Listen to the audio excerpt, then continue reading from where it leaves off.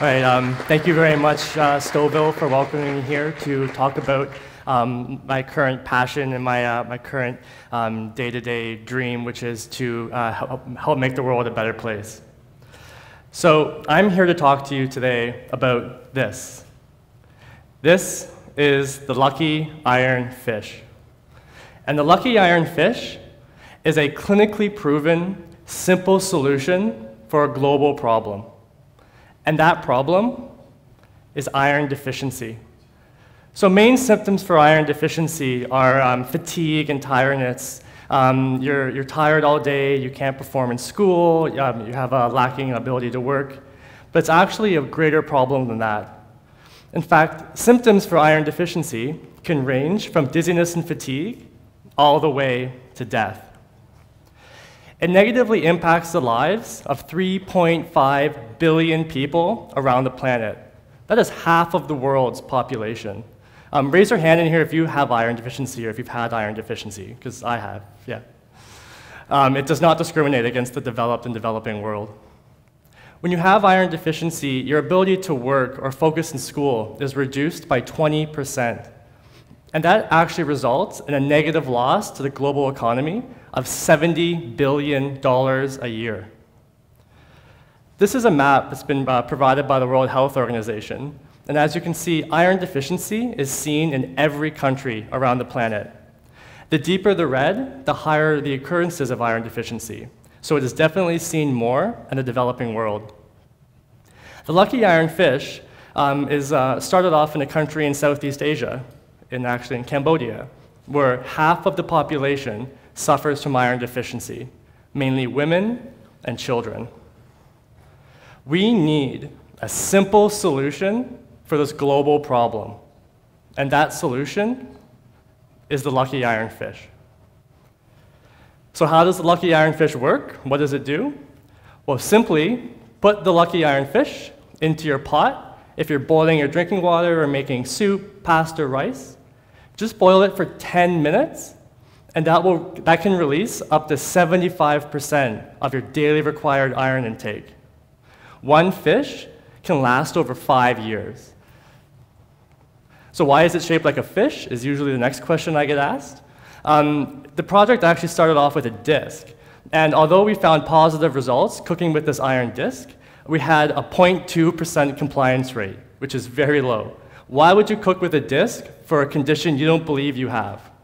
And so after some research, it was discovered that the symbol of fish in Cambodia is a symbol of luck and prosperity.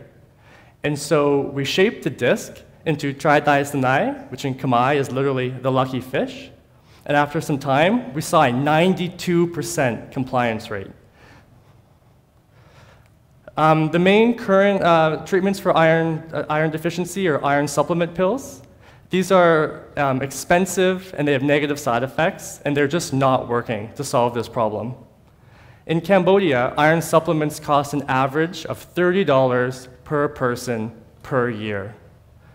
With a lucky iron fish, costs $5, the whole family can benefit from it, and it lasts 5 years. If we were to look at that at an aggregate scale, if an aid agency were to purchase iron supplements for all of the children in need in Cambodia for 5 years, it would cost $540 million. If that same aid agency would buy the lucky iron fish, which the whole family can benefit from for 5 years, it would only cost $1.5 million. That's almost a 500% reduction on that aid agency's budget that they can use to solve other problems plaguing the community.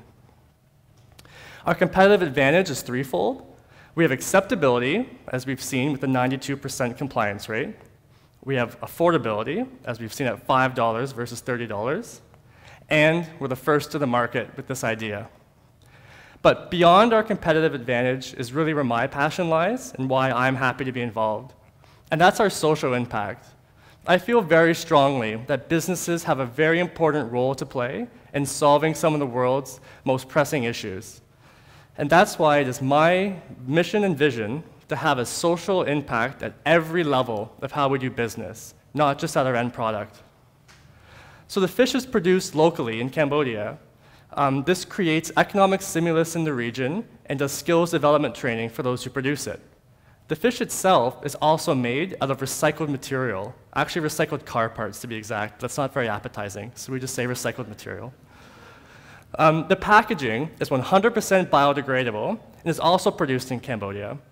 It's produced by a cooperative that hires disabled Cambodians, many of them landmine victims from the mines left from the Khmer Rouge.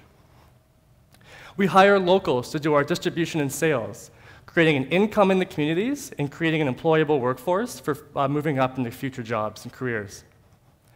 We partner with local agencies to make sure that the lucky iron fish gets out to all of the regions of Cambodia.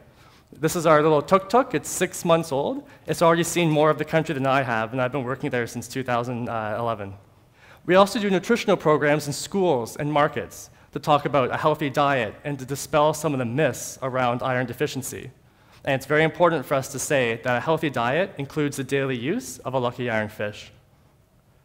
And so as you can see, we have a social impact into every element of our supply chain, from our production, sales and distribution, through our health and educational programs, and with our strong partnerships.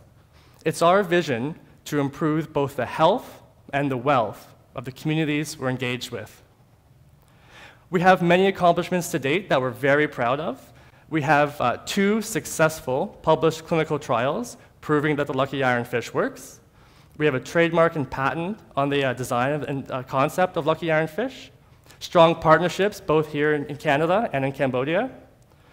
A significant investment into the product to help us scale up. And international media attention.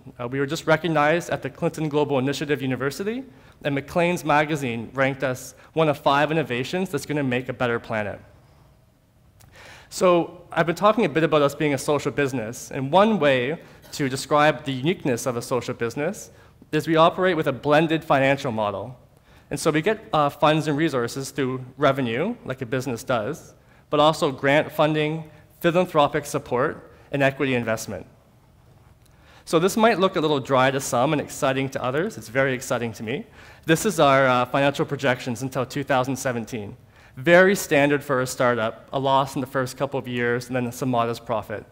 But because of the grant support we've gotten, mainly from the federal government of Canada, we've been able to operate debt-free. This is helping expedite our scaling process, getting more fish to more people, and at the same time, in 2017, we can provide dividends to those investors who believed in us from the beginning. We have raised about $1 million in 8 months to help scale up this project and bring it to a global proportion.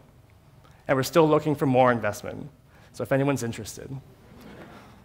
But with all these successes, we still faced 2 critical challenges. The first is the affordability of the fish into the poorest regions around the world. In Cambodia, 70% of people live on under $1 a day. $5 is incredibly expensive to those individuals and those families.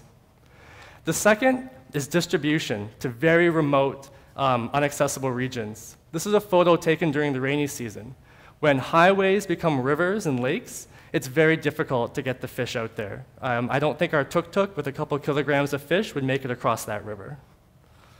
And so we've had to change our strategic direction to go from direct door-to-door sales to indirect bulk sales. And we're doing this by partnering with Canadian and Cambodian businesses and aid agencies who are offering iron supplementation in the countries that we're looking at. Risk is something that's very important to us and to me, and it's something I think about every day. And the first is safety. Safety to lucky iron fish is paramount. It's not a lucky iron fish if it's hurting people. And the hardest part of this project for me has been finding a secure source of iron in Cambodia that wasn't contaminated with arsenic or mercury. After finding it in, surprisingly, car parts, that's where we've established a quality control mechanism and procedure to test every batch of fish to make sure it's safe and that it's working. And doing this, we've also created graduate student academic opportunities at the University of Phnom Penh in Cambodia. Competition is important to us, not because of our egos and that we want to be the ones saving the world, but because we know that our product is safe, but someone else might not take the same steps we do. If someone wants to save some money off the budget, they might skip some tests or do no tests at all, and then they're going to end up hurting people. And so we hammered down the idea that the Lucky Iron fish is a trusted brand that's been tested and approved by the government. And finally, it's sustainability. I want to prove that socially driven businesses can be sustainable. And so I'm trying to secure a sustainable business model, which we've done by shifting our strategic direction.